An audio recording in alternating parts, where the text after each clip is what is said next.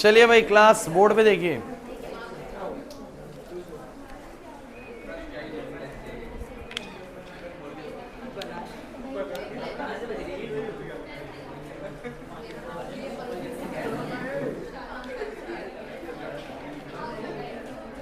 देखिए ऐसा है कि इस चैप्टर के अंदर कुछ छोटी मोटी बातें रहती हैं, वो मैं आपको भी करा देता हूँ जो कुछ रह गई थी। बाद में कुछ क्वेश्चन सेशन स्टार्ट करेंगे आप लोगों के साथ। पढ़ रहे हो आप लोग, घर पे नहीं पढ़ रहे हो?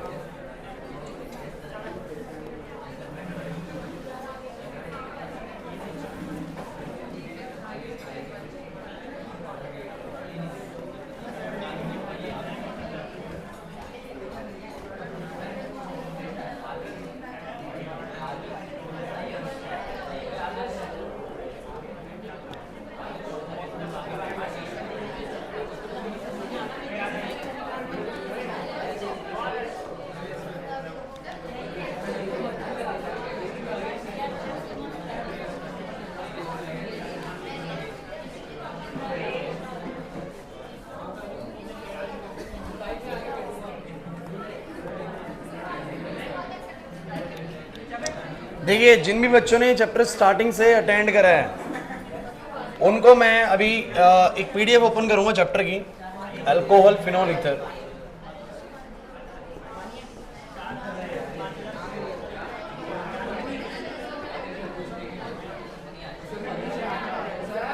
हाँ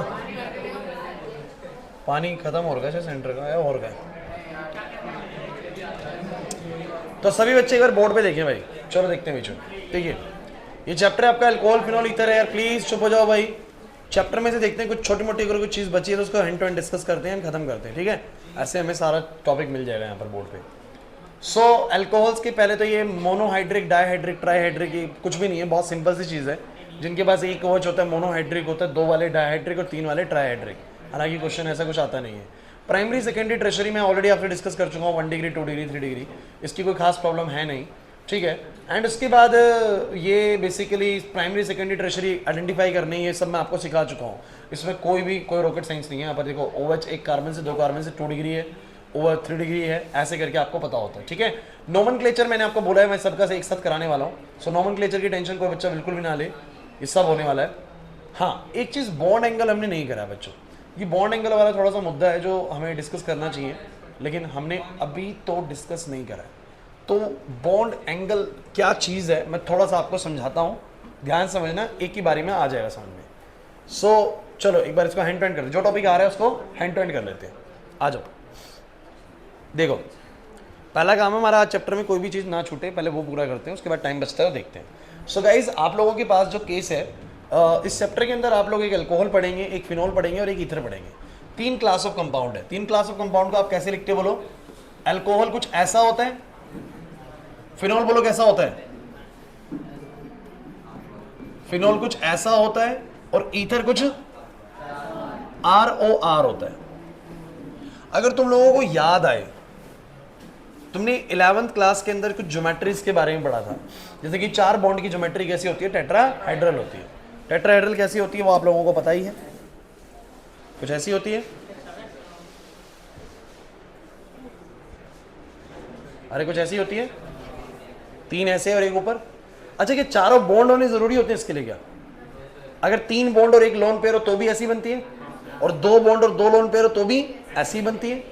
4 चीजें टोटल में होनी चाहिए। चारों बॉन्ड भी हो सकते हैं, 3 बॉन्ड 1 लोन भी हो सकता है, और 2 बॉन्ड और 2 लोन पेयर भी हो सकते हैं। कुछ भी हो, 4 चीजों का टेट्राहेड्रल बनता है। 3 का याद करो, ट्रायंगल पैनल बनता था। सो गाइस मुझे बताइए, जो ऑक्सीजन होता है, ऑक्सीजन के पास तो 6 वैलेंस इलेक्ट्रॉन्स होते हैं, और 6 वैलेंस इलेक्ट्रॉन्स में आप लोगों को पता है यहाँ पर 2 लोन पेयर होते हैं, क्योंकि यार 6 में से 2 ने तो बॉन्डिंग में पार्टिसिपेशन किया है। तो एक तरीके से हर ऑक्सीजन के पास यहाँ पर 2 बॉन्ड है और 2 लोन पेयर है। मेरी बात को अच्छे से सुनेंगे आप लोग। 2 बॉन्ड है और 2, ऐसा ही बिल्कुल सिमिलर आप लोग वाटर के केस में पढ़ते हो, H2O के केस में याद करो, ऑक्सीजन के पास 2 तो हाइड्रोजन के एटम्स होते हैं, और याद करो यार 2 लोन पेयर होते हैं। नहीं आ रहा ना याद कुछ भी ऐसा? सर हमने पढ़ा है कि नहीं पढ़ा? कुछ 11th क्लास की चीज़ें आपको रिकॉल करनी पड़ेंगी, और नहीं आती 11th क्लास की बिल्कुल भी चीज़ें तो फिर याद करेंगे आप इस टॉपिक को। आती हैं तो मैं पूरा समझा दूंगा कि एक्चुअल चीज़ क्या है, लेकिन 11th क्लास का तो पूरा नहीं बता पाऊंगा ना बच्चों की क्या चीज़ टेट्राहेड्रल थी क्या नहीं थी। सो आप लोग जानते हैं कि ये टेट्राहेड्रल ज्योमेट्री है, बस यहाँ पर 2 लोन पेयर और 2 बॉन्ड पेयर है। क्या टेट्राहेड्रल ज्योमेट्री में आप लोग ये वाली बात भी जानते हैं कि उसमें अगर चारों ही बॉन्ड हो, जैसे CH4 होता है, इसमें चारों बॉन्ड होते हैं, तो अगर चारों बॉन्ड होते हैं, ये मक्खी आ गई यार, अगर चारों बॉन्ड होते हैं तो क्या तुम जानते हो कि जो बॉन्ड एंगल होता है, बॉन्ड एंगल होता है वो कितने का होता है? 109.5 डिग्री का। याद आ रहा है कि नहीं आ रहा? लेकिन क्या तुम ये बात भी जानते हो कि अगर लोन पेयर आ जाते हैं तो लोन पेयर रिपल्शन काफी ज्यादा होता है? पता है तुम लोगों को लोन पेयर रिपल्शन काफी, आप लोगों को याद आए तो हम एक सीक्वेंस पढ़ते थे कि एलपी रिपल्शन सबसे ज्यादा होता है, फिर बोलो कौन सा होता है? बोलो एलपी, फिर होता है बोलो कौन सा? एलपी, और सबसे कम रिपल्शन किसका होता है? बोलो बीपी। तो सबसे ज्यादा रिपेल करते हैं तो लोन पेयर। देखो यहाँ पर ना सारे के सारे बॉन्ड पेयर है, सब एक दूसरे को बराबर रिपेल करेंगे, सब बराबर रिपेल करेंगे, सबके बीच में बराबर एंगल बनेगा, क्योंकि कहीं से भी दबाव ज्यादा नहीं होगा, तो यहाँ पर सबके बीच में 109.5 होता है। लेकिन यहाँ पर आपका एलपी रिपल्शन है, इसकी ये दोनों सबसे ज्यादा खुलेंगे, बिकॉज उनके बीच का रिपल्शन सबसे ज्यादा होता है, तो ये खुलेंगे तो ये एलपी ना बीपी को दबाएगा।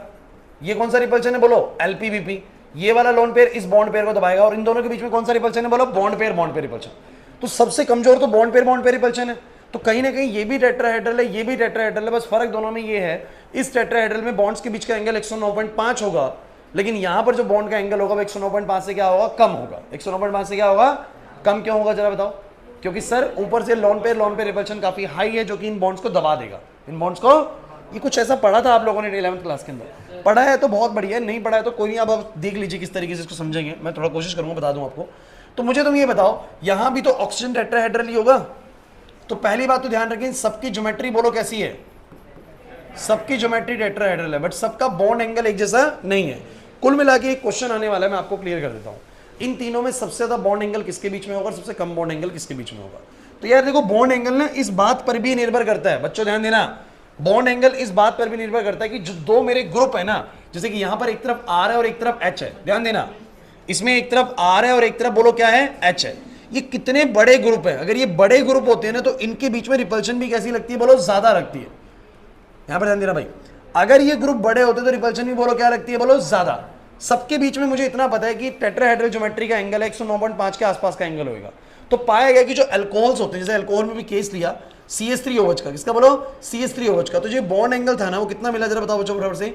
108.9, 108.9। लेकिन जब यही बॉन्ड एंगल जाके देखा गया फिनॉल के अंदर, तो आपको पता होना चाहिए कि फिनॉल थोड़ा सा बड़ा ग्रुप है आर के कंपैरेटिवली, है भाई, फिनॉल थोड़ा सा बड़ा ग्रुप है, किसकी कंपैरेटिवली? बोलो आर। तो इन दोनों के बीच की रिपल्शन थोड़ी सी बोलो क्या होगी? ज्यादा होगी। और ज्यादा रिपल्शन होगी तो मुझे बताओ जरा क्या होगा?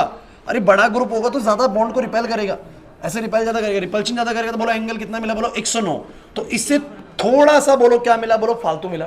थोड़ा सा बोलो क्या मिला? फालतू मिला। दूसरी बात, ईथर के केस में क्या सीन है बच्चों? ईथर के केस में इधर भी बड़ा ग्रुप है और इधर भी बड़ा ग्रुप है, दोनों तरफ बड़ा ग्रुप है। इनमें एक तरफ तो एक छोटा ग्रुप है हाइड्रोजन, बट इसमें इधर भी बड़ा ग्रुप, इसमें इधर भी बड़ा ग्रुप। तो सबसे बड़ा बॉन्ड एंगल बोलो किसके केस में मिला? ईथर के केस में 111.7 डिग्री। तो आप लोगों को एक बात समझनी पड़ेगी कि although all of these three class of compounds shows a tetrahedral geometry, but सबका जो बॉन्ड एंगल है उसके बॉन्ड एंगल में सबसे बड़ा बॉन्ड एंगल किसका है? बोलो ईथर का, देन किसका है? बोलो फिनॉल का, और सबसे छोटा बॉन्ड एंगल बोलो किसका है? अल्कोहल का। जैसे 1 मार्क क्वेश्चन कैटेगरी में आप लोगों को एग्जाम में मिलने वाला है, अगर बोर्ड में क्वेश्चन आए तो डायरेक्टली पता कैसे आने वाला है कि बॉन्ड एंगल का मुझे ऑर्डर लगा के बताओ इन सब में सबसे ज्यादा बॉन्ड एंगल किसमें है। सब बच्चों को याद होना चाहिए ईथर्स के बीच का बॉन्ड एंगल सबसे ज्यादा है, फिर बोलो किसका है? बोलो फिनॉल्स का, और फिर बोलो किसका है? अल्कोहल्स का। मैं बच्चों को बोलता हूं चैप्टर के ऑर्डर में याद कर लो बॉन्ड एंगल, जिस ऑर्डर में चैप्टर का नाम है अल्कोहल फिनॉल ईथर, उसी ऑर्डर में इसके बॉन्ड एंगल का ऑर्डर है। क्लियर हुआ कि नहीं हुआ? तो सबसे हाईएस्ट बॉन्ड एंगल किसके बीच में? बोलो ईथर्स के बीच में, then phenols and then alcohols. And we have a reason for this कि जो ईथर्स होती है उसमें दोनों तरफ बड़े ग्रुप होते हैं, बल्कि ग्रुप्स होते हैं, तो रिपल्शन ज्यादा लगती है। इसमें एक तरफ बल्कि ग्रुप है, इसमें भी एक तरफ बल्कि ग्रुप है, लेकिन इसका ग्रुप और छोटा है, तो जितना छोटा ग्रुप होगा उतनी कम रिपल्शन लगाएगा बॉन्ड्स के बीच में और एंगल छोटा मिलेगा। ज्यादा बड़ा ग्रुप होने से रिपल्शन ज्यादा लगती है बॉन्ड्स के बीच में और बड़ा एंगल बन जाता है। क्लियर हुआ या नहीं हुआ? बॉन्ड एंगल कोई नहीं पूछेगा, ऑर्डर पूछेगा, कर पाओगे नहीं कर पाओगे, पक्की बात है। आगे बढ़ा जाए तो अब आप कहोगे सर ये कैसे देखना है हमें, तो मैं इसको ऐसा करता हूं,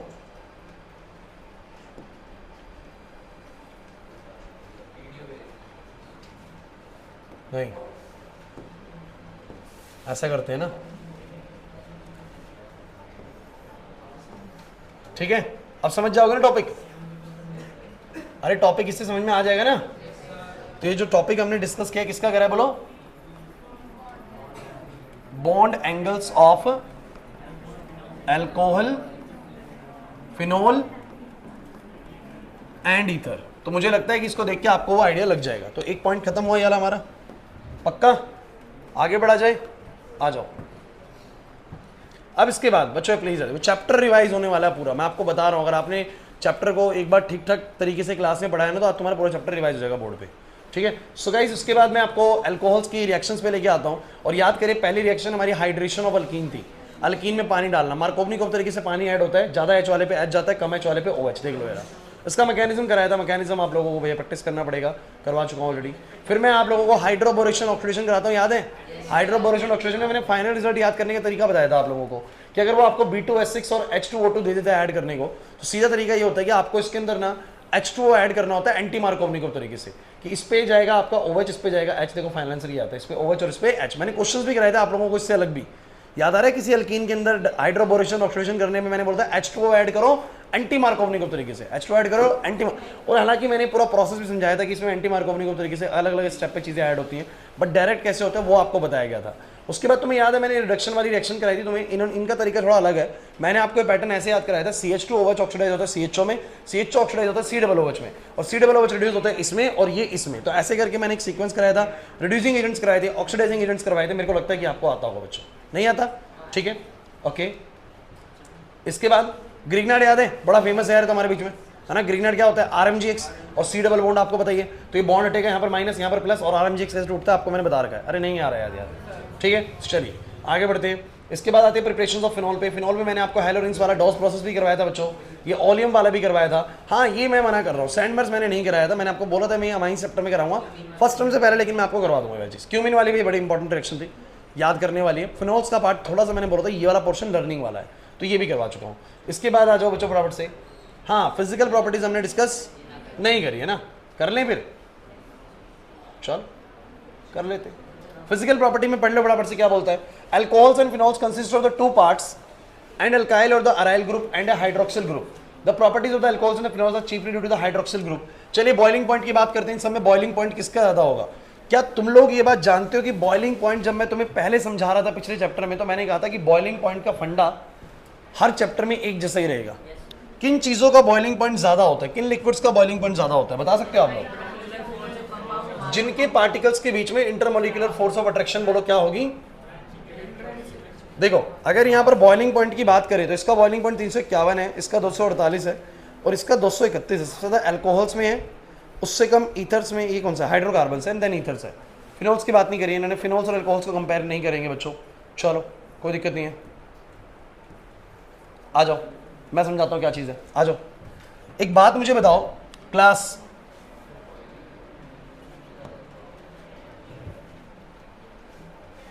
सिर्फ बॉइलिंग पॉइंट ही डिस्कस कर रहे हैं, आ जाओ। क्या तुम लोगों को याद है बॉइलिंग पॉइंट किसी भी चीज का कब ज्यादा होगा? जब उसके पार्टिकल्स में क्या ज्यादा होगी, बोलो? इंटरमोलिकुलर अट्रैक्शन ज्यादा होगी। क्योंकि तुम लोग जानते हो कि अगर किसी लिक्विड के पार्टिकल्स के बीच में इंटरमोलिकुलर इंटरेक्शन ज्यादा है, तो अगर उसके पार्टिकल्स के बीच में दोस्ती बहुत बढ़िया है बच्चों प्लीज, अगर उसके पार्टिकल्स के बीच में इंटरेक्शन बहुत अच्छी है, तो उनको वेपराइज करना हमारे लिए, बोलो क्या है, बड़ा डिफिकल्ट है, क्योंकि पार्टिकल्स एक दूसरे से बंधे हुए हैं। अरे नहीं आ रहा यार, अरे ये तो बोला था। अब सर ये कैसे पता लगेगा इंटरमोलिकुलर इंटरेक्शन अच्छी है? ये आप लोगों को पता होना चाहिए कि किसमें आयनिक वो, किसमें डायपोल डायपोल इंटरेक्शन बन रहा है, किसी में नहीं बन रहा, किसी में हाइड्रोजन बॉन्डिंग बन रही है। समझो मेरी बात को, मतलब कि अलग अलग class of compound. Class of compound मतलब जैसे एक अल्कोहल है, एक ईथर है, एक हाइड्रोकार्बन है, तीनों अलग अलग क्लासेस ऑफ कंपाउंड है। यहाँ पर ध्यान दो भाई अर्जुन, लक्ष्य। अल्कोहल अलग क्लास ऑफ कंपाउंड है, ईथर अलग क्लास ऑफ कंपाउंड है, और हाइड्रोकार्बन्स अलग क्लास ऑफ कंपाउंड है। सबके बीच में, पार्टिकल्स के बीच में एक जैसा इंटरेक्शन नहीं होता है। जिसके बीच में इंटरेक्शन सबसे ज्यादा होती है ना बच्चों, उनका बॉइलिंग पॉइंट ज्यादा ही होगा, बिकॉज उनके पार्टिकल्स एक दूसरे को पसंद कर रहे हैं और वेपराइज होना नहीं चाह रहे। यही तो सीन है ना भाई। लेकिन अगर सोचो सारे सेम ही क्लास से, सारे ही अल्कोहल है, सारे ही अल्कोहल है, तो याद करो किसका बॉइलिंग पॉइंट ज्यादा होगा? जिसका मास ज्यादा होगा, जिसका बहुत अच्छे। और तीसरे नंबर पे बोलो मैंने क्या बात बोली थी? बहुत अच्छे, इनवर्सली प्रोपोर्शनल टू ब्रांचिंग। नहीं आ रहा याद? तो मुझे तुम ये बताओ, अच्छा मैं क्लासेस की बात करूं बच्चों प्लीज, अगर मैं बात करूं अल्कोहल की, तो अल्कोहल क्या होता है बोलो? अल्कोहल होता है ROH। अब क्या तुम्हें पता है कि ROH के अंदर, अरे बातें मत करो, सुनो, ROH के अंदर जब ये बॉन्ड खींचेगा तो ये बनेगा माइनस का, और ये बनेगा बोलो किसका? प्लस का। और ऐसा सिर्फ इसके ROH में नहीं होगा, आप लोग जानते हो कि दूसरा वाला ROH भी यही कर रहा होगा, बोलो है कि नहीं? इसके अंदर भी बताओ जरा क्या होगा सब बच्चे, इस पे आएगा माइनस, इस पे क्या आएगा, और इस दौरान ऐसा होने पर मुझे बताओ इन दोनों के बीच में क्या हो जाएगी, बोलो हाइड्रोजन बॉन्डिंग। अरे ये वाला किसी और से जुड़ जाएगा, ये वाला इस वाले ROH से जुड़ जाएगा, बोलो बोलो है कि नहीं? अरे समझ में आ रहा है कुछ? एक ROH दूसरे वाले ROH को हाइड्रोजन बॉन्डिंग से बोलो क्या करता है, पकड़ता है, हाइड्रोजन बॉन्डिंग से। और मोर ओवर मैं आपको एक बात बताऊं, एक ऑक्सीजन भी बॉन्डिंग में इन्वॉल्व है और हाइड्रोजन भी बॉन्डिंग में इन्वॉल्व है, इसका ऑक्सीजन भी इन्वॉल्व है और हाइड्रोजन भी। तो मतलब एक मॉलिक्यूल ऑक्सीजन के थ्रू भी हाइड्रोजन बॉन्ड बना रहा है देखो, और हाइड्रोजन के थ्रू भी बना रहा है, तो बहुत मजबूत हाइड्रोजन बॉन्ड्स बनते हैं। बोलो किसके केस में, बोलो अल्कोहल के केस में। अल्कोहल के केस में एक पार्टिकल दूसरे को, दूसरा पार्टिकल तीसरे को बड़ी टाइटली होल्ड करके बैठा हुआ है। क्यों भाई? क्योंकि इसके बीच में कौन सी बॉन्डिंग लग रही है, बोलो इंटरमॉलिक्यूलर। इंटरमॉलिक्यूलर, चलो इंटरमॉलिक्यूलर हटा दो तुम लोग, से बोल दो हाइड्रोजन बॉन्डिंग। क्या बोल दो, बोलो। अरे यार तुम्हें समझ में नहीं आ रहा कुछ भी। क्यों भाई? हाइड्रोजन बॉन्डिंग, एक मॉलिक्यूल का हाइड्रोजन दूसरे मॉलिक्यूल के ऑक्सीजन से बॉन्डिंग बनाया बैठा है। तो आप लोग ये बात समझ चुके हैं बच्चों, बातें मत करो यार, आप लोग ये बात समझ चुके हैं कि चाहे अल्कोहल्स हो चाहे फिनोल्स हो, हाँ भाई, चाहे अल्कोहल्स हो चाहे फिनोल्स हो, दोनों में ही हाइड्रोजन बॉन्डिंग तो होगी, बिकॉज दोनों में OH है। दोनों में क्या है, बोलो OH है। अब लेकिन बात करो ईथर्स की। ईथर्स में यार आप एक बात बताओ मुझे, ईथर्स होता है CH3OCH3। ऑक्सीजन मान लो इलेक्ट्रॉन डेंसिटी खींचेगा भी, तो मुझे बताओ ये अपने आप को क्या बनाएगा, माइनस, और इनको बोलो क्या बनाएगा, प्लस। कार्बन पे प्लस आएगा, कार्बन पे क्या आएगा, प्लस। और मैं ये बोल सकता हूं कि दूसरे वाले का जो ऑक्सीजन होगा, ध्यान देना यार, आसान सी चीज है, अगर तुम लोग ढंग से समझ लो तो, बातें करते रहो तो कुछ भी समझ में नहीं आएगा यार। ये प्लस है और ये प्लस है, मान लेते हैं कि इन दोनों के बीच में बॉन्डिंग तो है, कार्बन ने इसके ऑक्सीजन को प्लस माइनस से पकड़ा, बट ये वाली जो इंटरेक्शन होती है इसको डायपोल डायपोल इंटरेक्शन बोलते हैं। क्या बोलते हैं इसको? क्यों हाइड्रोजन बॉन्डिंग नहीं बोल सकते? बिकॉज हाइड्रोजन बॉन्डिंग में हाइड्रोजन का बॉन्ड बनाना इन्वॉल्व होना चाहिए। यहाँ पर हाइड्रोजन जुड़ा है ऑक्सीजन से। क्या तुम्हें याद है 11th क्लास में तुम लोग पढ़ते थे हाइड्रोजन फोन करता है, याद है? हाइड्रोजन फ्लोरीन ऑक्सीजन और नाइट्रोजन के साथ हाइड्रोजन बॉन्ड बनाता है, बट यहाँ पर हाइड्रोजन का रोल नहीं है। कुछ कहेंगे ये तो रहा हाइड्रोजन, अरे यार कार्बन का और मतलब ऑक्सीजन का बॉन्ड कार्बन से है हाइड्रोजन से? नितिन, ऑक्सीजन का बॉन्ड कार्बन से है हाइड्रोजन से? कार्बन से। तो वो कार्बन के ऊपर पॉजिटिव बनाएगा और खुद के ऊपर नेगेटिव। तो यहाँ पर कार्बन जुड़ता है ऑक्सीजन से, और कार्बन ऑक्सीजन के बीच का बॉन्ड हाइड्रोजन बॉन्ड नहीं है। और मैं आपको बता दूं बॉन्डिंग्स में सबसे ज्यादा ताकतवर बॉन्डिंग होती है हाइड्रोजन बॉन्डिंग, ध्यान रखना। तो ये वाली बॉन्डिंग हाइड्रोजन बॉन्डिंग नहीं है, जिसमें भी है डायपोल डायपोल इंटरेक्शन, क्योंकि यहाँ पर डायपोल बना, यहाँ पर डायपोल बना, और डायपोल डायपोल इंटरेक्शन जुड़ गया बच्चों। So this will be a dipole dipole interaction, और डायपोल डायपोल इंटरेक्शन उतनी स्ट्रॉन्ग नहीं होती। मैं तो मेरी बात को समझना यार, अभी सारी खेल समझ में आएगा, बस तुम सुनते चलो। और अगर बच्चों में बात करूं किसकी, बोलो हाइड्रोकार्बन्स की। किसकी बात करूं? सब बच्चे हाइड्रोकार्बन्स। तो हाइड्रोकार्बन्स कैसे है? CH3CH3, फिर एक और CH3CH3। अरे यार इनके बीच में तो कोई इंटरेक्शन है ही नहीं। क्यों नहीं है बताओ जरा? अरे क्यों नहीं है? क्योंकि यहाँ पर कार्बन हाइड्रोजन या कोई भी मॉलिक्यूल, कोई भी एक एटम दूसरे एटम से कोई ज्यादा इलेक्ट्रोनेगेटिव, तो कोई भी एक अपने आप को नेगेटिव या पॉजिटिव नहीं बना पा रहा, दूसरे में भी कोई नेगेटिव या पॉजिटिव।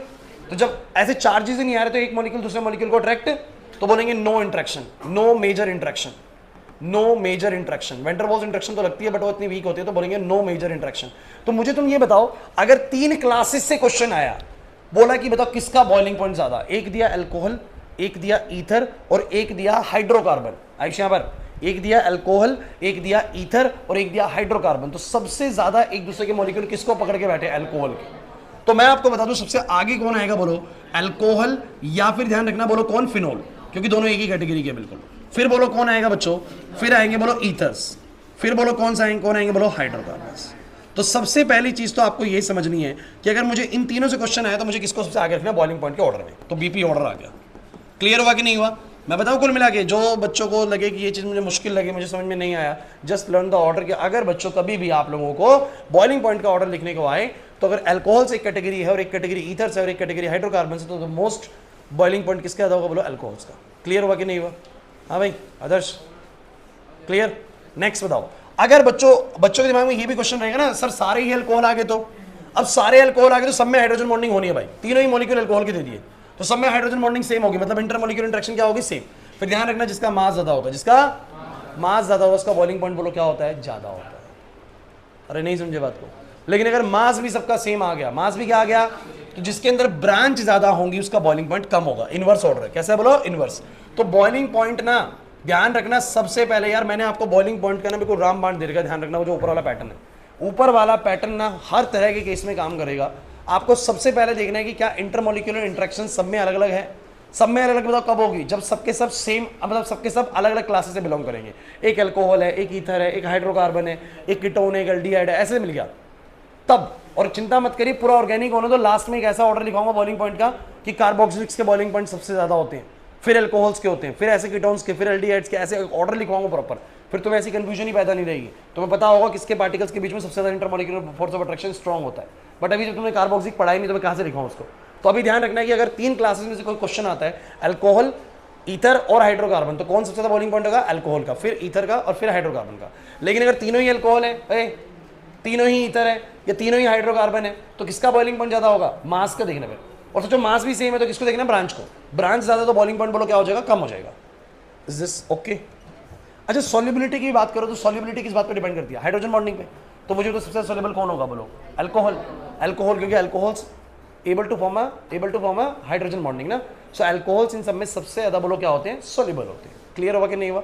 सो गाइज एक काम करते हैं, फटाफट से फिर से इसको सेव करते हैं वहां पर, और एक क्वेश्चन मैं आप लोगों को देता हूं, आप लोग मुझे क्वेश्चन करके दिखाओ।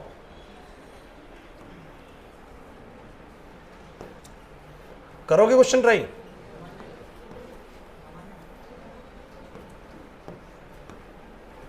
अरे समझ में आ रहा है कि नहीं आ रहा है यार?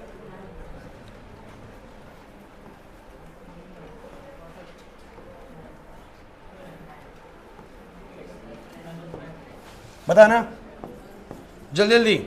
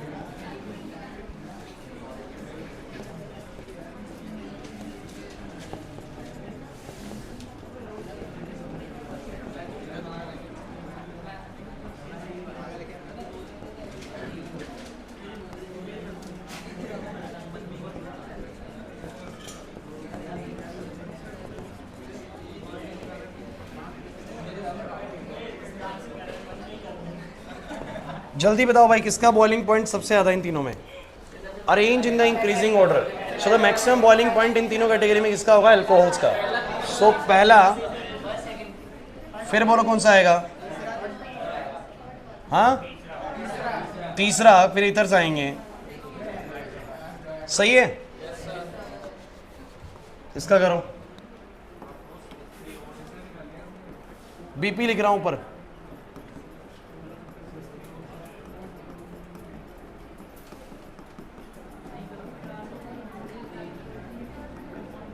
बताओ सब बच्चे, इसका बॉइलिंग पॉइंट ऑर्डर बताओ। अब सबके सब अल्कोहल्स है तो इंटरमॉलिक्यूलर इंटरेक्शन की बात मत करो, सब हाइड्रोजन बॉन्डिंग बनाएंगे, सबका बराबर है। लेकिन बात करें तो मास सबसे ज्यादा किसका बोलो? तीसरे वाले का। तो तीसरे वाले का बॉइलिंग पॉइंट सबसे ज्यादा होगा बच्चों। उसके बाद दूसरे वाले, पहले वाले का मास ज्यादा है बच्चों, और उसके बाद दूसरे वाले का मास ज्यादा है। तो ये मास के आधार पे हो गया। क्लियर हुआ कि नहीं हुआ? लेकिन मास के आधार पे कब आना है आपको? जब इंटरमॉलिक्यूलर सबका सेम हो। समझ में आ रहा है? तभी मास पे आना है। और सुनो, इसका बताओ। ओए तो रुकेगा नहीं रुकेगा? पता नहीं कितनी बातें इसके पास।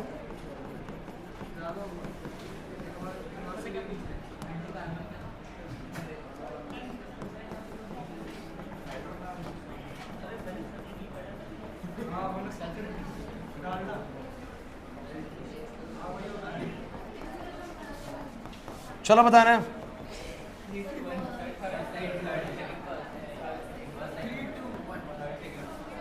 सब बच्चे, अब आप लोगों ने देखा सारे अल्कोहल हैं बच्चों, प्लीज सारे अल्कोहल है, मतलब सब में इंटरमॉलिक्यूलर फोर्स सेम है।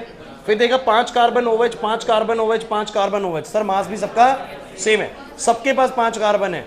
हाँ भाई, 5 कार्बन 5 कार्बन 5 कार्बन, मास भी सेम है। और अगर सर मास भी सेम है, इंटरमॉलिक्यूलर फोर्स भी सेम है, तो ब्रांचिंग मैटर करेगी। अब जिसमें ज्यादा ब्रांच होंगे उसका बॉइलिंग पॉइंट कम होगा। ऋषभ, ज्यादा ब्रांच बॉइलिंग पॉइंट कम। सबसे ज्यादा ब्रांच किसमें बोलो? तीसरे वाले में, उसका बॉइलिंग पॉइंट सबसे कम होगा। तो तीसरे वाले का बॉइलिंग पॉइंट सबसे कम, फिर दूसरे वाले का, और फिर सही है। एक और चीज आप लोगों के लिए, चलिए बताइए। विच वन इज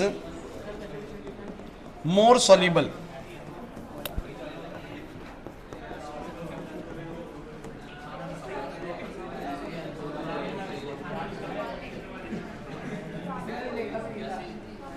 ओए बताना। सबसे ज्यादा सॉल्युबल भी सर वही होता है जिसकी हाइड्रोजन बॉन्डिंग सबसे ज्यादा बनेगी सर पानी के साथ ना। तो पहले वाला सबसे ज्यादा सॉल्युबल, फिर दूसरे वाला, और फिर तीसरे वाला। बिकॉज तीसरे वाला तो पानी से इंटरेक्शन बनाएगा ही कैसे, क्योंकि इसमें तो प्लस माइनस है ही नहीं, और वाटर में बहुत सारा प्लस माइनस, तो अट्रैक्शन कैसे बनेगी? अरे वाटर में तो यार ऐसा होता है ना, इधर माइनस, इधर प्लस और इधर प्लस। अब जिस ROH के पास बच्चों, फिर वही बात, ROH के पास माइनस प्लस है तो अट्रैक्शन जुड़ जाएगा, बट ईथर्स के पास थोड़ा बहुत प्लस माइनस है और इनके पास तो बिल्कुल ही नहीं है, तो वो अट्रैक्शन बन नहीं पाता। तो सबसे कम सॉल्युबल हाइड्रोकार्बन्स होंगे। लेकिन एक बहुत ज़रूरी बात मैं अब आपको बोलने वाला हूँ, ये समझिएगा, ये सॉल्युबिलिटी की बिल्कुल एक बहुत ज़रूरी चीज़ है। अब आप मुझे बताइए which one is more soluble, which one is more soluble. और क्वेश्चन ये आया बच्चों, CH3 CH2OH, CH3 CH2 CH2OH और है CH3OH। अब ज़्यादा सॉल्युबल कौन होगा? ज़्यादा सॉल्युबल कौन होगा? देखिए मैं आपको एक बात बता दूं, आपको पता हो तो कार्बन चेंज होती है नहीं, हाइड्रोफोबिक होती है नेचर में। कार्बन्स की चीज़ें पानी में हाइड्रोफोबिक नेचर शो करती हैं, मतलब पानी में ज़्यादा उनको घुलना मिलना पसंद नहीं होता। तो एक बात ध्यान रखना, जितना ज़्यादा बड़ा कार्बन चेन होगा उतना वो हाइड्रोफोबिक होगा, मतलब उतना पानी में घुलना कम पसंद करेगा। मतलब अगर आप मुझसे पूछे कि अल्कोहल्स कौन से ज़्यादा सॉल्युबल होते हैं, मिथेनॉल, इथेनॉल, प्रोपेनॉल, ब्यूटेनॉल, कौन सा? तो ध्यान रखना, it's methanol is the alcohol which is highly soluble in water. जो ड्रिंकिंग पर्पस के लिए अल्कोहल यूज हो रहा है, इट्स इथेनॉल। हमने प्रोपेनॉल, ब्यूटेनॉल का इस्तेमाल नहीं करा। क्यों नहीं करा? बिकॉज जैसे ही वो हाइयर नंबर ऑफ कार्बन पे जाएंगे, जैसी चेन की लेंथ बड़ी होगी, वो हाइड्रोफोबिक हो जाएगी, पानी में सॉल्युबिलिटी बोलो क्या हो जाएगी? कम। मिथेनॉल थोड़ा सा स्लाइटली पॉइजनस होता है, इस वजह से मिथेनॉल को हम नहीं लेते हैं। तो इथेनॉल इज द बेस्ट जो हम चूज करते हैं। किसके लिए बोलो? ड्रिंकिंग पर्पस के लिए अल्कोहल्स में इस्तेमाल होती है, कौन सा बोलो? इथेनॉल इस्तेमाल होता है। प्रोपेनॉल, ब्यूटेनॉल, पेंटेनॉल जो है, जितने ज़्यादा बड़े कार्बन चेन पे जाएंगे वो सॉल्युबिलिटी कम हो जाएगी, और अगर मिथेनॉल पे जाएंगे तो मैंने बोला कि वो ड्रिंकिंग पर्पस के लिए सही चीज़ नहीं है। तो बच्चों इथेनॉल का यूज करते हैं। सब बच्चे ध्यान रखना भाई, इनमें सबसे ज्यादा सॉल्युबल बोलो कौन होगा? सबसे हाईली सॉल्युबल कौन होगा? तीसरे वाला। तो ध्यान रखना, जैसे most soluble, most soluble, and फिर फर्स्ट वाला, एंड फिर सेकंड वाला, दिस इज लीस्ट सॉल्युबल। तो मैं लिख देता हूं, solubility of alcohols decreases with increase in number of carbon chain।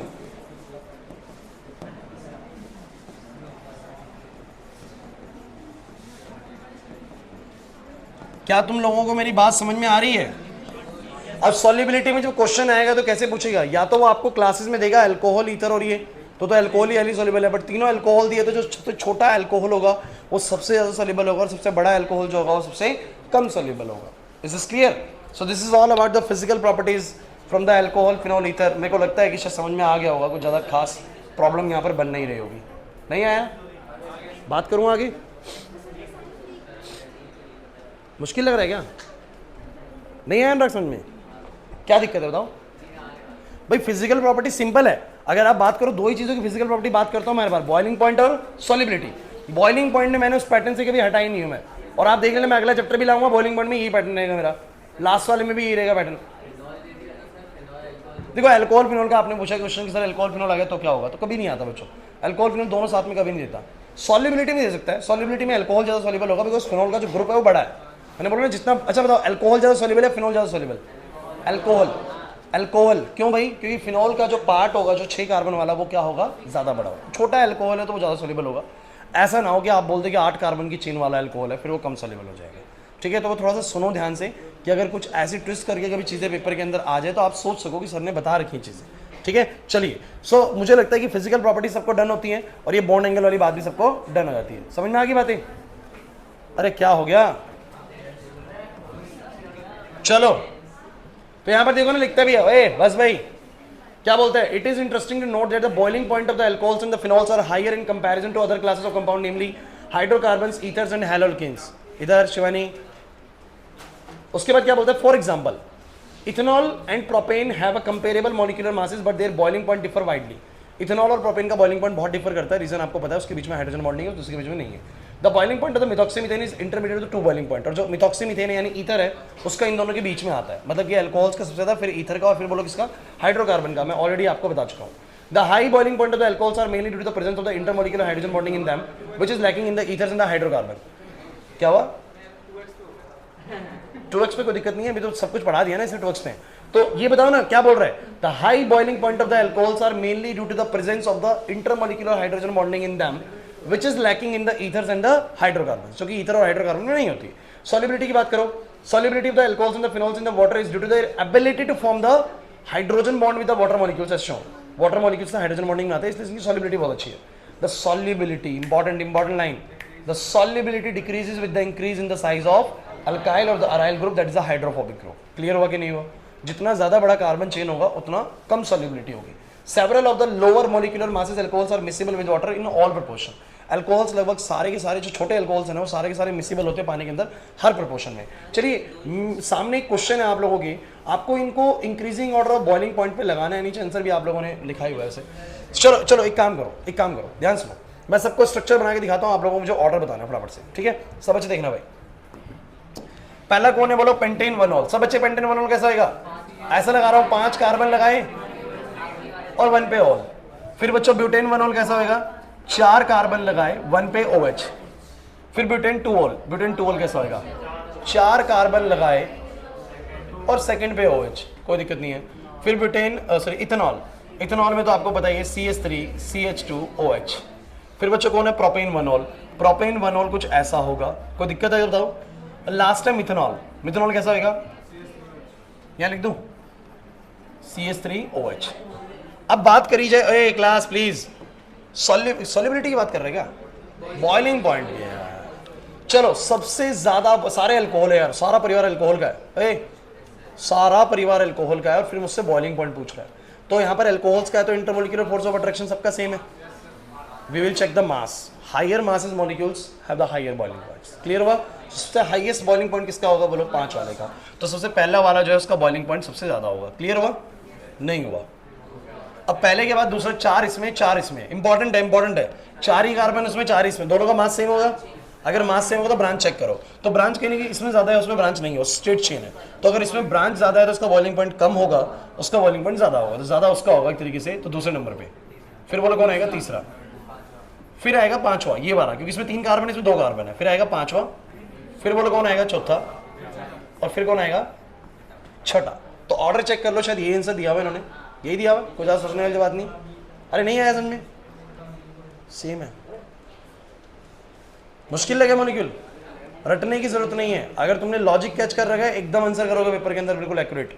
अब बताओ अगला, पेंटेन वनॉल, एनब्यूटेन, पेंटेनल और इथॉक्सीथेन। अब ये एक एक्स्ट्रा चीज इसमें डाल दी इन्होंने, पेंटेनल, दैट इज अल्डिहाइड। अब अल्डिहाइड जो होते हैं ना वो थोड़े से ज्यादा इंटरमोलिकुलर फोर्स ऑफ अट्रैक्शन रखेंगे as compare to ether, as compare to. अब कुछ बच्चे कहेंगे ऐसा क्यों यार? एक बात तो, अल्डिहाइड्स कौन होते हैं? अल्डिहाइड्स होते हैं ये, और अल्डिहाइड्स में आप लोगों को पता है प्रॉपर यहाँ पर क्या आएगा बोलो? आयनिक बॉन्ड टाइप में क्या बनेगा बोलो? ऊपर बनेगा माइनस, नीचे बोलो क्या बनेगा? प्लस। बनेगा कि नहीं बनेगा? और इतना प्लस माइनस क्रिएट हमारा ईथर में, क्योंकि ईथर में कैसे होता है प्लस माइनस क्रिएट यार? भूलिए ना आप लोग, यहाँ पर कोई बॉन्ड में प्लस माइनस शिफ्टिंग नहीं होता पूरा। इसमें क्या होता है नाजिया? ईथर में क्या होता है? ऑक्सीजन अपनी तरफ कुछ इलेक्ट्रॉन डेंसिटी को खींच के अपने आप को पार्शियली नेगेटिव करता है, इसको पार्शियली पॉजिटिव। बट क्या तुम जानते हो कि अल्डिहाइड्स में, यार ये मैंने बता रखा है, ऐसा मत तो टेंशन लीजिए कि मैंने अल्डिहाइड कीटोन के बारे में आपको कभी कुछ नहीं बताया। ग्रिग्नार्ड रिएजेंट्स की जब रिएक्शन हुई है तो क्या मैंने आपको नहीं सिखाया कि जो CO का बॉन्ड होता है उसमें ऑक्सीजन पूरा बॉन्ड ले लेगा, अपने आप को माइनस बनाएगा, उसको बोलो क्या बनाएगा? प्लस। तो ये प्लस माइनस ज्यादा है, ये वाला प्लस माइनस ज्यादा है? सर ऊपर वाला कंप्लीट प्लस माइनस है, ये वाला पार्शियल है। तो ज्यादा अट्रैक्शन किसके इसमें बनेगी? ऊपर वाले में ना। तो अल्डिहाइड्स की इंटरमोलिकुलर फोर्स ऑफ अट्रैक्शन ज्यादा होती है, इस कारण से अल्डिहाइड्स का बॉइलिंग पॉइंट सेकंड नंबर पे आएगा। अल्कोहल का सबसे आगे आएगा बिकॉज हाइड्रोजन बॉन्डिंग है, नो डाउट। फिर अल्कोहल के बाद किसका है बोलो? अल्डिहाइड्स का। अल्डिहाइड्स के बाद किसका है बोलो? ईथर्स का। और ईथर्स के बाद किसका है बोलो? हाइड्रोकार्बन्स का। तो ये बहुत सिंपल चीज है, मेरे को लगता है इसमें कोई ज्यादा ट्विस्ट नहीं करना है। समझ में आ रहा है कि नहीं आ रहा? नहीं आया। हालांकि अल्डिहाइड वाली टेंशन मत लीजिए, अगला चैप्टर का नाम है alcohol, aldehyde, ketone and carboxylic acid, तो वहां पर ये चीज चर्चा में आएगी। क्लियर होता है? ओ भाई पल्ले पड़ रहा है, कुछ नहीं पड़ रहा? हैं? क्या हुआ? चुप हो जा, बिल्कुल बेटर है, पिटाई करना शुरू करो। ये बताओ मुझे भाई, तुम कुछ प्रॉब्लम है? मुश्किल लग रहा है? बोरिंग लग रहा है क्या? या बोरिंग तो नहीं है यार, कहाँ बोरिंग?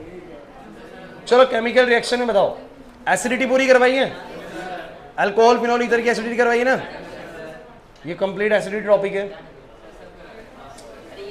ये भी करवाया मैंने आपको, ईथर्स वगैरह कैसे बनते हैं, ईस्टर का फॉर्मेशन, डिहाइड्रेशन, कंप्लीट हो गया बस अब सारा। ये आपको याद है ऑक्सीडेशन मैंने करवाया था, 1 डिग्री 2 डिग्री 3 डिग्री। 3 डिग्री का ऑक्सीडेशन क्या होता है बोल? हाँ अभी तो कह रहा आता तो बता भाई, 3 डिग्री का ऑक्सीडेशन क्या होता है? 1 डिग्री का बता।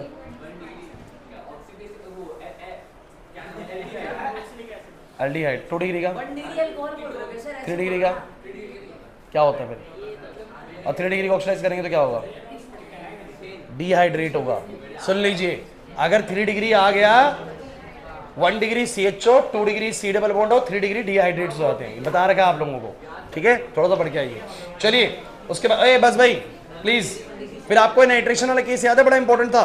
ओ नाइट्रोफिनॉल पी नाइट्रोफिनॉल को कैसे सेपरेट करना है, फिर ये हेलोजिनेशन था, कोलबेस वोलबेस सब करवा दिया मैंने, रीमन टीमन विमन। हाँ ये देखो, ये थियोरेटिकल चीज है भाई, और ये लास्ट है, ये बस खत्म हो गया, इसके बाद कुछ नहीं बचा, ये लास्ट है। सुन लो, सम कमर्शियली इंपॉर्टेंट अल्कोहल्स, कमर्शियली में तो जो इस्तेमाल हो रहे हैं, 2 अल्कोहल्स बहुत ज्यादा इस्तेमाल हो रहे हैं, एक मिथेनॉल और एक इथेनॉल। बच्चे क्या करते हैं, देखो भाई पूरा चैप्टर पढ़ लेते हैं, छोटी मोटी चीज छोड़ देते हैं, और पेपर में एग्जामिनर खेल जाएगा इन्हीं 2 चीज़ों पे, 1 नंबर का क्वेश्चन निकाल देगा यहाँ से। तो आपको सारा कुछ पढ़ के जाना है, अगर आप चाहते हैं ना पूरा 100 वाला टारगेट लेके चलना है, तो जैसे मैं आपको भी PDF ऊपर करके दिखा रहा हूँ, तो हम देख रहे हैं एक भी चीज़ हमने छोड़ी नहीं हुई है, वो आपको पढ़ना है लाइन टू लाइन, सब कुछ आना चाहिए। क्लियर हो रहा है? सब बच्चे मुझे बताओ, मिथेनॉल की बात करें, so methanol is also not is a wood spirit. अब ये देखो, CBSE ने इस बार इतना डीप क्वेश्चन पूछा था, मैं आपको बताता हूँ, बायोमोलिक्यूल से जनरली सोच भी नहीं सकते थे, बायोमोलिक्यूल पूरा पढ़ रहे हैं, सारी चीज़ें याद कर रहे हैं बच्चे, तो कुछ विटामिन B6 का एक नाम होता है, उसके अलावा उसका एक और केमिकल नेम था NCERT के अंदर, वो उन्होंने टेबल से पूछा था। तो मैं क्या बता रहा हूँ, CBSE को पता है, 17 साल से पेपर बना रहे हैं, टीचर्स को पता लग चुका है हम क्या देते हैं क्या नहीं देते, हम लोगों को सबको पता है, हम आपको सारा वो पढ़ा देते हैं, बच्चे भी बिल्कुल ज़बरदस्त तरीके से लास्ट तक अच्छे बच्चे कुछ याद भी कर लेते हैं। कहीं तो वो डिफ्रेंशिएट करेंगे ना बच्चों में कि बच्चा बहुत अच्छा पढ़ के आया अंदर से, कुछ बहुत बारीकी से देख के आया, तो वो ऐसी ऐसी चीज़ें पकड़ लेते हैं। वो क्या क्वेश्चन दे देंगे, वुड स्पिरिट से कौन से वाले अल्कोहल का नाम है, 1 मार्क क्वेश्चन आ जाएगा। अब ये वुड स्पिरिट किसी को ध्यान ही नहीं आएगा, बिकॉज ये चैप्टर में बहुत ज़्यादा डिस्कशन कभी नहीं होगा हमारा वुड स्पिरिट को लेकर। कब होगा? आज हो गया 2 मिनट के लिए, इसके बाद उसका through out the year would spirit discuss ना हो रहा हमारा, हो सकता है ऐसा, ध्यान रखना। तो वुड स्पिरिट क्या चीज़ है? अब ये बात किसको पता होगी? जिस बच्चे ने लाइन टू लाइन क्या कर ली, NCERT कर ली। हालांकि आपको लाइन टू लाइन कहें सर सब कुछ NCERT से लाइन टू लाइन पढ़ना है, तो फिर हम यहाँ पर जो पढ़ रहे हैं उसका क्या फ़ायदा? तो मैं आपको बताऊं, जितना मैंने आपको कराया है ना, उसके बाद आपके लिए NCERT रीड करना बहुत ज़्यादा आसान है। जब आपने सब कुछ कर लिया, उसके बाद लाइन टू लाइन, चाहे NCERT पढ़ लो, चाहे लाइन टू लाइन अपनी बुकलेट पढ़ लो, आपका वो सारा कंप्लीट हो जाएगा। समझ में आ रही बात? लाइन टू लाइन का मतलब ये होता है कि ऐसी कोई छोटी मोटी बात ना वर्बली हमसे क्लास में छूट गई हो, लेकिन आप लोगों ने जब पढ़ोगे तो तब नहीं छूटेगी। तो यहाँ पर बोलता है कि मिथेनॉल का दूसरा नाम बोलो क्या है, वुड स्पिरिट, और ये बहुत इंपॉर्टेंट है, ध्यान रखना, CBSE निकाल सकता है इस बार क्वेश्चन। क्या बोलता है? Was produced by the destructive distillation of would. Today most of the methanol is produced by the catalytic hydrogenation of carbon monoxide. Reaction दिया हुआ है, कार्बन मोनोऑक्साइड को हाइड्रोजन से रिएक्ट करा के मिथेनॉल बनाता है, प्रोसेस दिया हुआ है, बस कुछ नहीं है। उसके बाद क्या बोलता है? Methanol is a colourless liquid and boils at 337 kelvin. It is highly poisonous in nature. अब समझ में आ गया, पॉइजनस होता है, इस कारण से ड्रिंकिंग पर्पस में इसका इस्तेमाल नहीं करते हैं। So ingestion of the even small quantity of the methanol can cause blindness and large quantity cause even death. Methanol is used as solvent in paints, varnishes and chiefly for making formaldehyde. Basically इसका paint वगैरह में varnish क्या होता है? थोड़ा सा जो चमक वगैरह लाने के लिए इसको यूज़ करते हैं, तो वार्निश इसको बोलेंगे, तो उसमें जनरली इसका इस्तेमाल करते हैं। उसके बाद क्या होता है बच्चों? इथेनॉल। गाइस ये इंपॉर्टेंट है, इथेनॉल हम यूज़ भी करते हैं इथेनॉल का, आपको पता लैब में। सो क्या बोलता है? Ethanol is obtained commercially by the fermentation. The oldest method is from the sugars. Sugar से बेसिकली इसको लिया जा रहा है, शुगर्स का वाटर से रिएक्शन करा, ग्लूकोज फ्रुक्टोज बना, अरे जाओ, ग्लूकोज को जाइमेस से रिएक्ट कराया, एज अ एंजाइम काम करेगा ये, और आपका क्या बनेगा? इथेनॉल बनेगा। सो क्या बोलता है? The sugar in molasses, sugar cane और fruits such as grapes is converted to glucose and fructose. ये जो रिएक्शंस दी हुई है ना बच्चों, बायोमोलिक्यूल्स का इंतजार करें, बायोमोलिक्यूल एक चैप्टर है, बायो वाले बच्चे ज़्यादा अच्छे से जानते होंगे। उधर आप लोग जानते हैं कि जब हम शुगर को हाइड्रोलाइज कराते हैं तो आपका ग्लूकोज और फ्रुक्टोज बनता है। प्रॉपर स्ट्रक्चर्स के साथ पढ़ेंगे बहुत डिटेल में, बहुत डिटेल में, बहुत अच्छे से पढ़ने वाले हैं। हाँ किसमें? C6 एस्ट्रोलोजिस, C6 एस्ट्रोलोजिस, इसका स्ट्रक्चर अलग होता है। अरे ग्लूकोज और फ्रुक्टोज का स्ट्रक्चर अलग होता है, फॉर्मूला सेम होता है। डोंट वरी, जब हम बायोमोलिक्यूल्स करेंगे तो इसको डिटेल में पढ़ाया जाएगा, चिंता मत करिए, ये वहां का टॉपिक है। क्लास बस भाई बातें नहीं यार, थोड़ा वर्बली सुन लो बस क्या क्वेश्चन आ सकता है। उसके बाद in the presence of the enzyme invertase glucose and fructose undergoes the fermentation in the presence of the another enzyme जाइमेज which is found in the yeast. ठीक है भाई, एक जाइमेज है, ग्लूकोज और फ्रुक्टोज उसकी मौजूदगी में बोलो किस में कन्वर्ट हो जाते हैं? इथेनॉल के अंदर कन्वर्ट हो जाते हैं। In wine making grapes are the sources of the sugars in the yeast. As grapes ripen, the quantity of the sugar increases and the yeast grows on the outer skin. When grapes are crushed, sugar and the enzymes come in contact and fermentation start. ये basically वो drinking purpose के लिए जो alcohol बनती है उसका थोड़ा बहुत प्रोसेस दिया हुआ है। जनरली ये नहीं पूछी जा सकती चीज़। Fermentation takes place in the anaerobic conditions, वो आपको पता है in the absence of air, छोटी क्लास में 10th क्लास में पढ़ा होगा, नहीं पढ़ा इसके बारे में? उसके बाद क्या बोलता है? Carbon monoxide release during fermentation, the action of the zymase is inhibited once the percentage of alcohol formed exceeds 14%। इसके बाद बोलता है if air gets into fermentation mixture the oxygen of the air oxidise ethanol to ethanoic acid. वो आपको पता ही है, ethanol oxidation करके बोलो क्या बनेगा? इथेनोइक। तो वो बता रहे हैं कि अगर एयर भी आ जाती है इस प्रोसेस के दौरान तो ये जो इथेनॉल होता है वो ऑक्सीडाइज होकर बोलो क्या हो जाता है? इथेनोइक बन जाता है, which in turn destroys the taste of the alcoholic drinks. इसका मतलब एक बड़ा इंपॉर्टेंट पॉइंट है, ये बड़ा इंपॉर्टेंट पॉइंट है। जिस समय अल्कोहल्स फर्मेंटेशन के दौरान बन रही है, अरे प्रियांशु, अल्कोहल्स फर्मेंटेशन के दौरान बन रही है, ये बन रहा है, तो इसको आउटर ऑक्सीजन से दूर रखा जाएगा। क्यों भाई? क्योंकि अगर ये एयर के कांटेक्ट में आ गया, एयर के कांटेक्ट में आ गया, सो मुझे बताओ ना जरा, जो ये जो C2H5OH है, थोड़ा सा ध्यान सुनो, एक बात बताओ ना, C2H5OH एक्चुअली में क्या है? CH3CH2OH। और अगर ये ऑक्सीडाइज हो गया एयर की मौजूदगी में तो आपको पता है CH2OH बोलो क्या बन जाएगा? COOH। अरे भूल गए CHO से वो, तो ये बन जाएगा इथेनोइक। इथेनोइक मतलब अल्कोहल का टेस्ट अल्कोहल जैसा ना हो के बोलो कैसा हो जाएगा? इथेनोइक मतलब एसिटिक एसिड जैसा हो जाएगा, विनेगर जैसा टेस्ट हो जाएगा उसका। क्लियर है कि नहीं? तो यहाँ पर बोलता भी इसके टेस्ट को डिस्ट्रॉय कर देता है। क्लियर हुआ कि नहीं हुआ? अरे नहीं आया समझ में? इसके बाद क्या बोलता है? Ethanol is a colourless liquid with the boiling point इतना, it is used as solvent in the paint industry and the preparation of the number of the carbon compounds. The commercial alcohol is made unfit for drinking by mixing it in some copper sulphate and pyridine. It is known as a denaturation of alcohol. What is denaturation of alcohol? Denaturation मैं आपको बता देता हूँ, किसी भी natural चीज को उसकी नेचुरल फॉर्म से डिस्ट्रॉय करके किसी और फॉर्म में लेके आना, उसको डीनेचुराइज करना होता है। दोबारा सुनो मैंने क्या बोला इधर? डीनेचुरेशन का मतलब क्या होता है? इसमें एक शब्द ढूंढो, नेचर, और डी मतलब उसको अलग करना, डी और नेचर को अलग करो। तो डीनेचुराइज करने का मतलब होता है जो उसकी नेचुरल फॉर्म है, किसी भी चीज की नेचुरल फॉर्म को खत्म करके उसको किसी और चीज में लेके आना, उसको बोलते हैं डीनेचुरेशन। क्या बोलते हैं उसको? तो अल्कोहल को ड्रिंकिंग पर्पज के लिए, मतलब ड्रिंकिंग पर्पज से खराब करना, कहते हैं यहाँ पर the commercial alcohol is made unfit for drinking by mixing in it some copper sulfate to give it a color। उसमें कॉपर सल्फेट डालते ताकि उसमें कलर चेंज हो जाए पहली चीज।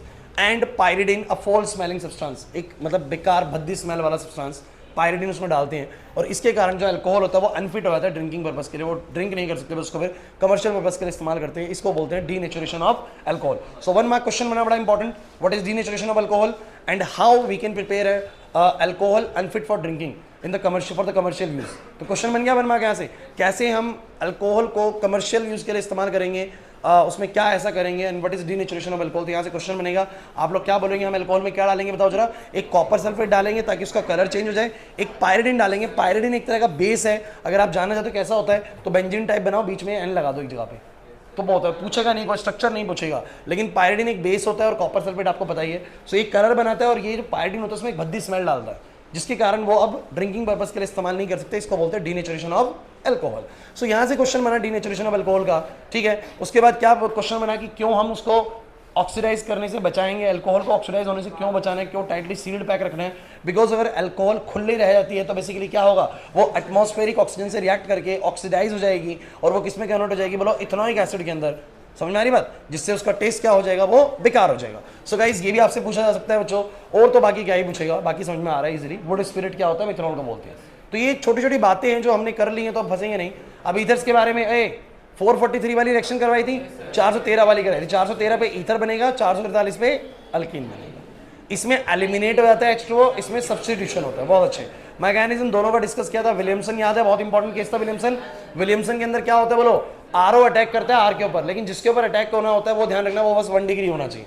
जो अटैक कर रहे हैं वो 1 डिग्री 2 डिग्री 3 डिग्री कुछ भी चलेगा, याद आ रहा है, बट ये 1 डिग्री होना चाहिए। लेकिन अगर ये 1 डिग्री की बजाय 2 डिग्री या 3 डिग्री आ गया तो क्या होगा, तो ये अटैक नहीं कर पाएगा, ईथर नहीं बन पाएगा, ऐसे में अल्कीन बनती है। क्या बनती है बोलो, भूल के क्या, हाइपर कंजुगेशन होता है। सब करा रखा है यार आप लोग, बस ध्यान से पढ़ के देखो घर पे।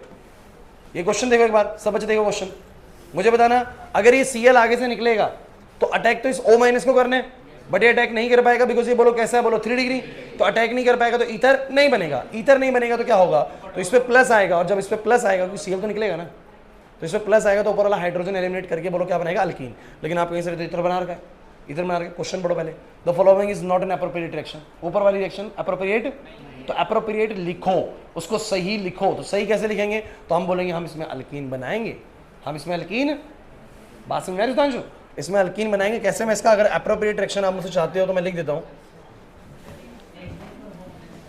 ये बातें नहीं, एप्रोप्रिएट कैसे बनेगा, एक तो सर बनेगा ये, बस एक तो सर बनेगा ये, एक सर जो C2H5O- आएगा वो इसके निकले हुए H+ से कंबाइन होकर बनेगा C2H5OH, और एक सर बनेगा आप लोगों का NaCl। करवा रखा है मैंने यार आप लोगों को ये, ठीक है।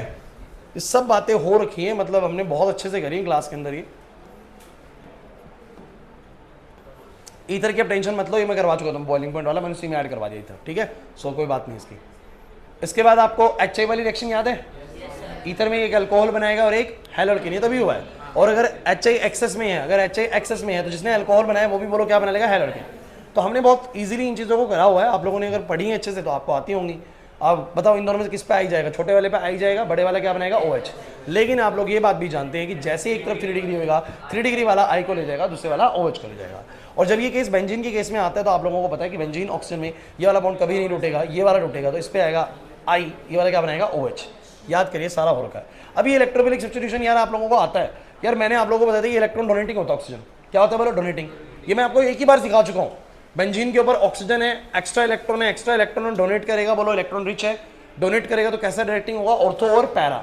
ऑर्थो पैरा डायरेक्टिंग होता है Br+ में, आपको पता है इसमें क्या आएगा, हाइड्रोजन में Br आएगा, एक बार ऑर्थो पैर, एक बार जरा बताओ इसमें क्या आता है, AlCl3 और CH3Cl, CH3 आता है, एक बार ऑर्थो पे, एक बार, अरे यार मैं तुम्हें इलेक्ट्रोफिलिक सब्स्टिट्यूशन रिएक्शंस एक ही बारी में सिखा दी मैंने आपको हैलोल्केन्स में, एक बार हैलोल्केन्स में बताई थी, दोबारा भी मैंने आपको रिपीट करवाई थी वो रिएक्शन, 2 बार रिपीट करा चुका मैं ये चीज।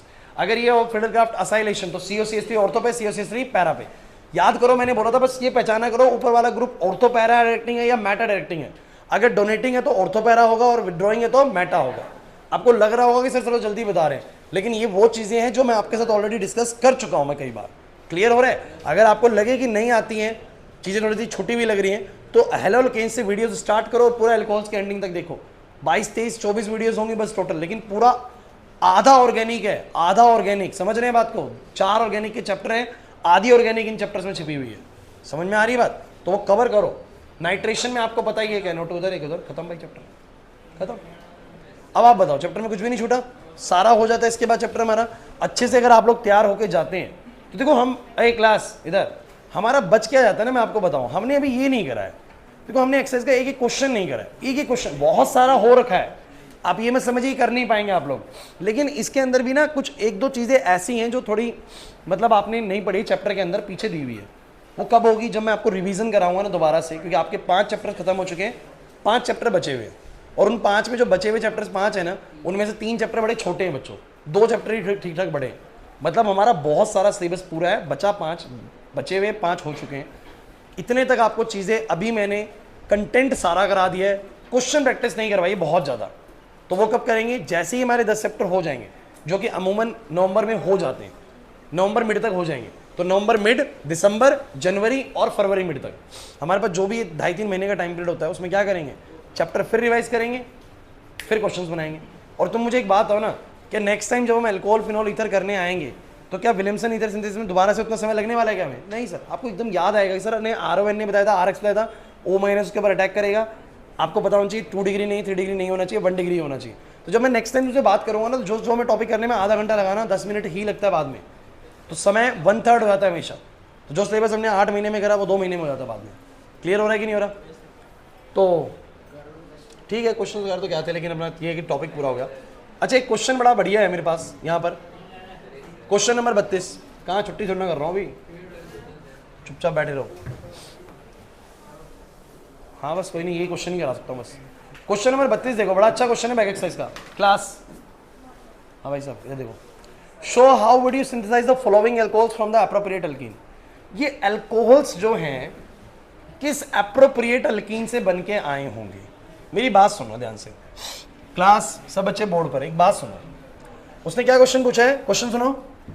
ये जितने भी अल्कोहल्स हैं किस एप्रोप्रिएट अल्कीन से बन के आएंगे। क्या तुम्हें अल्कीन्स याद है कि जब मैं किसी भी अल्कीन के अंदर, ध्यान देना, किसी भी अल्कीन के अंदर वाटर की एडिशन करूंगा, किसकी एडिशन करूंगा बोलो, वाटर की, एसिड की प्रेजेंस में, तो आपको पता है अल्कोहल बनता है, मार्कोवनी को रूल लगता है। जरा बताओ क्या होता है, एच ज्यादा वाले पे जाता है, ज्यादा वाले पे एच जाता है, कम वाले पे OH। तो मुझे बताओ क्या बनता है, CH3। ध्यान देना भाई, इस पे जाएगा OH और ज्यादा हाइड्रोजन वाले पे जाएगा H। आप जिन बच्चों ने नहीं करा हुआ, डबल बॉन्ड जहां पर है उसमें जिस पे ज्यादा हाइड्रोजन है उस पे H जाता है वाटर का, और जो OH बचा, क्योंकि वाटर के अंदर दो चीजें हैं, बोलो क्या क्या, एक H+ और एक, तो H जाता है उस डबली बॉन्डेड कार्बन के पास जिसके पास ज्यादा हाइड्रोजन है, OH जाता है जिसके पास कम है। तो मुझे ये बात पता है कि अल्कीन्स का हाइड्रेशन करने से बोलो क्या बनते हैं, अल्कोहल्स। फोकस करना, अल्कीन्स का हाइड्रेशन करने से, निखिल, अल्कीन्स का हाइड्रेशन करने से बोलो क्या बनते हैं, अल्कोहल्स। उसका सवाल क्या है, मैं आपको अल्कोहल दे रहा हूँ, आप मुझे बताओ किस अल्कीन से बनी होगी, किस अल्कीन से बनी होगी। तो यार एक काम करो ना, अल्कोहल को डिहाइड्रेट कर दो, उसमें से पानी निकाल दो, उसमें से पानी, तो जरा बताओ डिहाइड्रेशन वाली रिएक्शन नहीं पड़ी क्या आप लोगों ने, अनुराग डिहाइड्रेशन वाली रिएक्शन नहीं पड़ी क्या, पड़ी है सर। बोलो डिहाइड्रेशन कैसे करते हैं, बोलो डिहाइड्रेशन कैसे करते हैं। सर कुछ नहीं करना है यहाँ पर, हमें यहाँ से OH निकाला, एक से OH निकाला, बगल वाले से जोड़ा कैसे था, अरे जोड़ा कैसे था, ऐसे जोड़ा था, एक पे H एक पे OH, तो जिससे OH निकालो उसके जस्ट बगल वाले से बोलो H निकाल दो और बीच में लगा दो डबल बॉन्ड। तो मुझे बताओ जरा मेरे को अल्कीन मिल जाएगी नहीं मिल जाएगी, मेरे को अल्कीन मिल जाएगी नहीं मिल जाएगी। तो अल्कीन में पानी डालने से क्या बनता है बोलो, अल्कोहल। तो अल्कोहल से पानी निकालने से बोलो क्या बनेगी, अल्कीन। और पानी कैसे निकालना है अल्कोहल से, जिस कार्बन से OH निकलेगा उसके बगल वाले से बोलो क्या निकलेगा, H। तो मैं बस आपसे ये बोलना चाहता हूं कि अगर ये अल्कोहल बना तो बताओ किस अल्कीन से बना होगा। तो एक क्वेश्चन मैं बस आपको कराऊंगा, बाकी 3 आप मुझे करके दिखाएंगे और फिर भाग जाएंगे। आ जाओ क्लास, अगर मैं इसकी बात करूं, इधर इस कार्बन से अगर OH गया तो किससे H जाएगा, प्रियांशु, इस कार्बन से OH गया तो किससे H गया होगा, या किस पे H जुड़ा होगा, या तो इस पे जुड़ा होगा भाई, एक पे OH एक पे H, और एक हो सकता है इस पे कर दो या उस पे कर दो, क्योंकि आपको पता होना चाहिए कि अगर ये स्ट्रक्चर बना हुआ है तो ये कार्बन से है, ये पता है सारे कार्बन से, और इस कार्बन पे 2 ही बॉन्ड नजर आ रहे हैं, इसका मतलब बाकी के 2 बोलो क्या है, हाइड्रोजन, क्योंकि हर कार्बन टेट्रावैलेंट होता है। नहीं आ रहा ना समझ में, खनक बात समझ में आ रही है। तो मुझे तुम बस आंसर बताओ क्या आएगा, तो आंसर सर ये आएगा, ध्यान सुनो, बड़ा आसान सा आंसर आएगा। यहाँ से OH जाएगा ऊपर वाले से H, तो अगर यहाँ से OH और ऊपर वाले से H गया तो आंसर आएगा सर, आंसर आएगा कि एक तो ये इस वाले अल्कीन से बन सकता है, इस अल्कीन से, क्योंकि जब इस पे H जुड़ेगा और इस पे क्या जुड़ेगा बोलो OH, क्योंकि इस पे ज्यादा H, इस पे कुछ भी H नहीं, तो इस पे H जाएगा, इस पे OH। और एक और क्या हो सकता है सर, इससे OH गया, इससे H गया, तो यहाँ डबल बॉन्ड आ जाएगा सर, क्योंकि इससे OH और इससे H, और यहाँ बोलो क्या आ जाएगा, CH3। ऐसे में जब मैं इसका भी हाइड्रेशन करूंगा तो आपको पता है इसके पास एक भी H नहीं है, ध्यान से देखो 1 2 3 4, इसके पास एक H, तो इसमें मैंने H जोड़ूंगा, इसमें क्या जोड़ूंगा, OH, आंसर वही आ जाएगा, नहीं आ जाएगा। अरे कुछ नहीं करना है यार, अल्कोहल को डिहाइड्रेट करना है। अल्कोहल को बोलो क्या करना है, अल्कोहल को डिहाइड्रेट करूंगा तो उसकी करस्पॉन्डिंग अल्कीन पता लग जाएगी। और कैसे करूंगा डिहाइड्रेट, जिस कार्बन पे OH है उससे OH निकालूंगा और उसके जस्ट बगल वाले से बोलो क्या निकालूंगा, H निकालूंगा। क्लियर हो रहा है कि नहीं हो रहा, जितनी भी पॉसिबिलिटी सारी बनानी है। अच्छा कुछ बच्चे कहें सर ऊपर वाले से क्यों निकाल रहे, अरे यार ऊपर वाले से निकालूंगा तो ऐसे ही आंसर आएगा, क्योंकि अगर मैं ऊपर वाले से निकालूंगा तो बच्चे क्या बोलेंगे कि सर यही तो आंसर आ रहा है, देखो ये आ रहा है, ऊपर वाले से निकालूंगा तो बच्चों ये चीज़ और ये चीज़ सेम है। अगर मैं इसी को ऐसे उठा के थोड़ा रख दूँ साइड से तो ये ऐसा ही बन जाएगा। तो ये चीज़ और ये चीज़ करस्पॉन्डिंगली बिल्कुल क्या है, सेफ। तो मानी मत करो, बना दोगे तो कोई टीचर गलत नहीं करेगा। अगर आप लोग भूल जाओ ना कभी,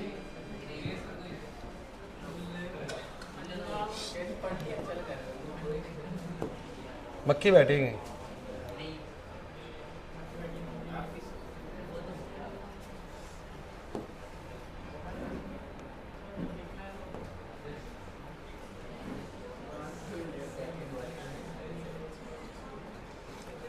अरे समझ में आया था तुम लोगों को, एक बार करना, बाकी 3 जल्दी कर दो, करके दिखा दो तभी जाने दूंगा, नहीं जाने दूंगा नहीं।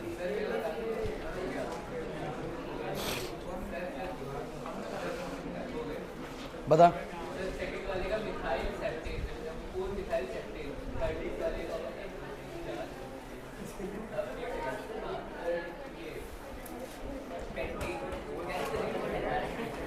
बोर्ड पे आएगा, आजा आजा। हाँ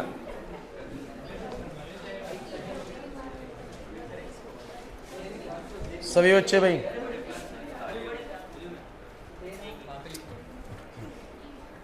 सारे बना दो। हाँ सेकंड का बना दे पहले। बस ये बनाने हैं ना, और कुछ नहीं करना ना।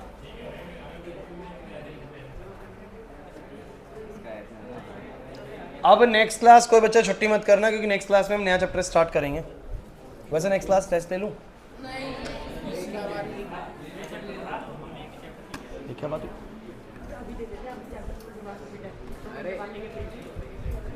ये बात देखो लड़का कितना सही है।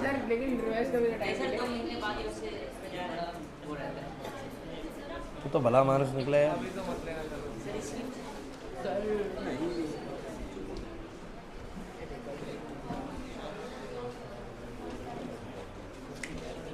अभी ना क्या तूने पेन पेन के निशान मारा? गलत? हाँ सही कहा है, ये डबल बॉन्ड का है। सही।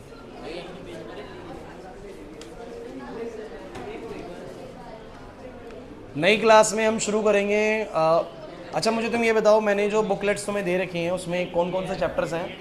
इसमें पूरी ऑर्गेनिक होगी और उससे पिछली में फिजिकल केमिस्ट्री थी। मतलब कोऑर्डिनेशन, कंपाउंड और डी ब्लॉक नहीं है ना किसी में भी? तो नेक्स्ट टाइम बुकलेट देता हूँ फिर मैं। बुकलेट उन्हीं बच्चों को मिलेगी जिन्होंने लास्ट 2 बुकलेट्स दी हुई हैं, ठीक है? चलो कोई नहीं, मैं करा के लाता हूँ, फिर जाता हूँ। पहले करा तो लाऊँ।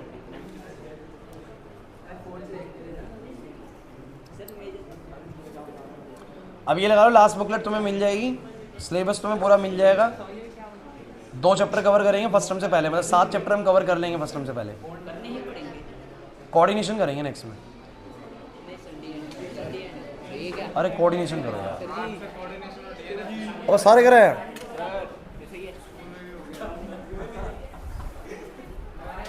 ठीक लग रहे हैं।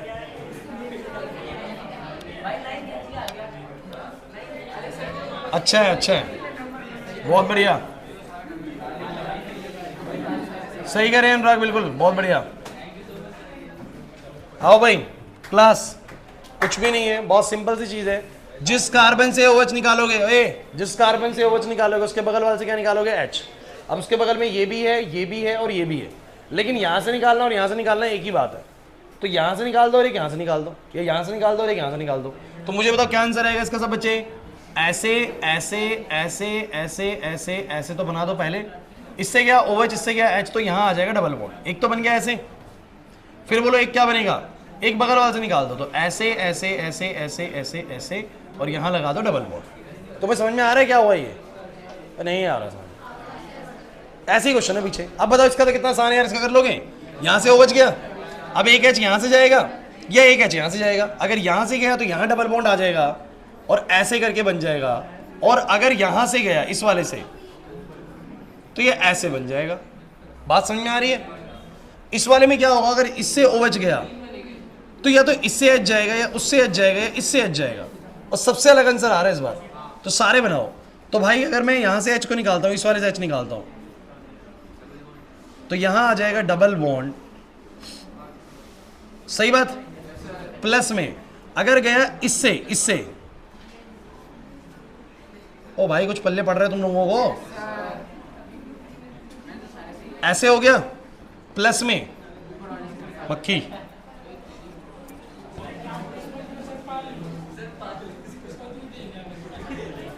क्लास एक अगर इस OH से गई तो एक ऊपर वाले से जाएगा। अरे एक को 2 दिन छोड़ के आ गया था मैं बाहर। ठीक है, हो गया, कोई मुश्किल नहीं है भाई। ये 4th है, ये 3rd है और ये 2nd है। एक सेकंड सुनो, मेरे को ये बताओ टेस्ट कब दे रहे हो? टेस्ट बता दो मेरे को।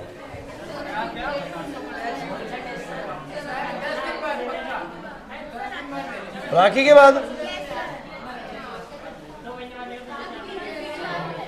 तुम्हें पढ़ना 2 दिन पहले है, चाहे मैं कभी भी रख लूँ।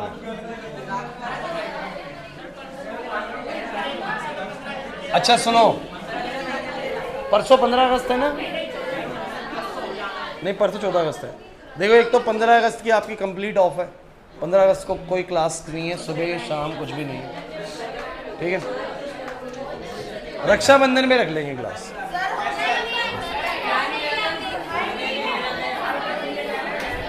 चलो तब की तब देखेंगे। नमस्ते।